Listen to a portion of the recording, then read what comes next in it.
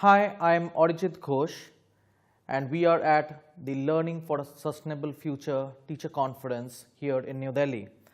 I'm in conversation with Gareth Mills, the keynote speaker for the conference. Welcome, Gareth. You have delivered the keynote to our teachers attending the teacher conference. Can you briefly summarize your key points of your keynote for us? I certainly can. Thanks very much. First of all, I'd like to thank you for inviting me to speak. What we tried to talk about today is something that I think many countries are thinking about. How do we shape our education system to best meet the changing demands of society and work?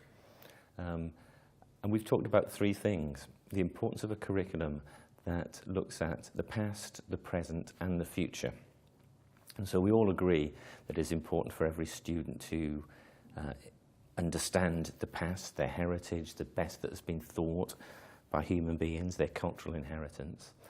We've also talked about how important it is to connect learning to the present, to their lives and the world that they live in. And in particular, we've talked about preparing young people for an uncertain future. And as a result, one of the things that emerges is the importance of educating the whole person, educating them in terms of their knowledge development, but also their skills development and their attitude and dispositions. So today, very much we've been talking about skills. One of the things I wanted to talk about is how we teach skills, how do we make them teachable? And so we've looked at 5 principles that come from research. And we've talked about how, using those principles, we can make core skills come alive in classrooms. And there are 5 things I've invited people to remember. Number 1 was making these skills visible, having the language of those skills, so young people have the vocabulary and the language of skills, so they understand what the skill is. Sharing notions of quality is number 2. What does good communication look like? What does good collaboration look like? So they don't just become simple words. We've got a notion of what good looks like. The third thing is the real importance of activating thinking. Not just thinking of activities that will keep young people busy, but activities that will really make them think. We've talked about the importance of feedback, so that teachers are able to offer direction to students as they develop. And the last and the 5th thing was about making connections, so they see the importance of skills to their subject learning, but also to their life outside school and to their future workplace.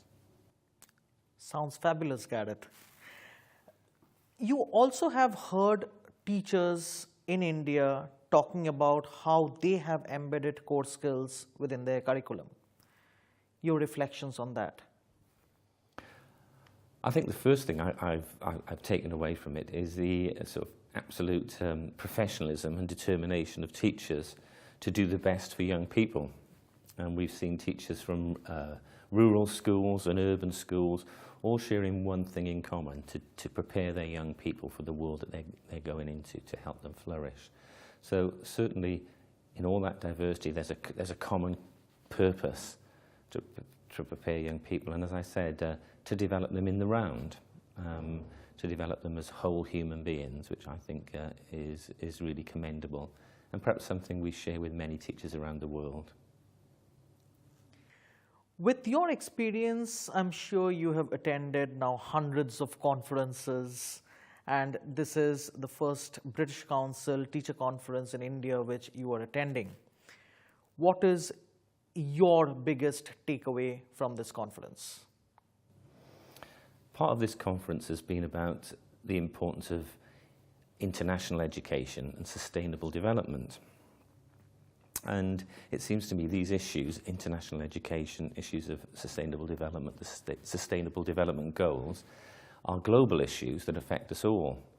And as we've talked about those issues, what becomes clear of the benefits of engaging in international education is seeing, I call it the mutuality of the challenges we face, how our lives are interdependent.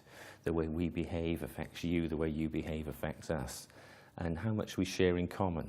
So in spite of our individual cultural backgrounds and our identity and our sense of belonging, we have so much that we share in common and so many shared agendas.